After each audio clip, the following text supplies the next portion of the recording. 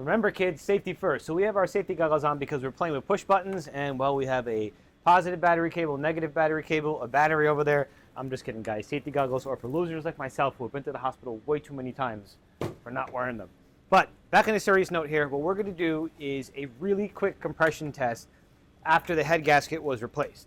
I like to do that. It is not 100% required.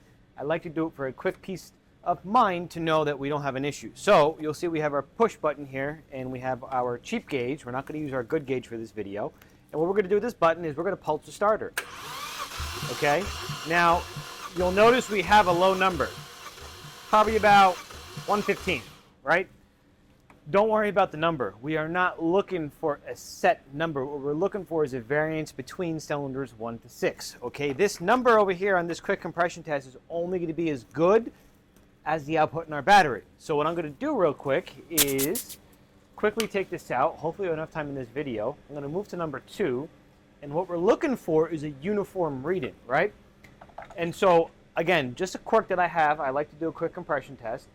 But the difference here between a compression test and a leak down test is that leak down test will tell you precisely where you might have a problem with that head gasket or a piston ring and so on and so on. So let's hook up our gauge real quick. Let's go back here. So now we're on number 2. What we're looking for is a number close to 115. Look at that. All right, so now we're going to move on to numbers 3, 4, 5, and 6. And again, we're looking for a variance. So if we go to number 3 and we only have, I don't know, 40 pounds, that's a problem, which means I made a mistake. Luckily, I'm expert level, so I don't make mistakes. I'm just kidding. I do make mistakes, guys.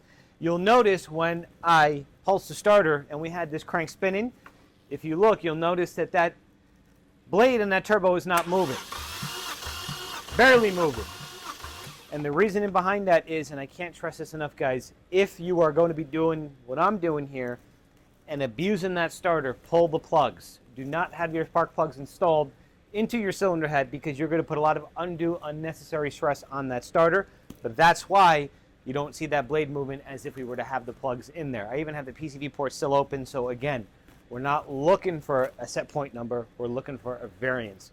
And if we get the same number across all 6, then we know 99.9% that head gasket is installed correctly. We don't have any leaks, but the only surefire way, obviously we do need to start it and check for leaks and dry the vehicle, but leak down test, which we will do after this, but that's more involved. This is just a quick video to show you guys what we're looking at after we replace the head gasket and looking for leaks.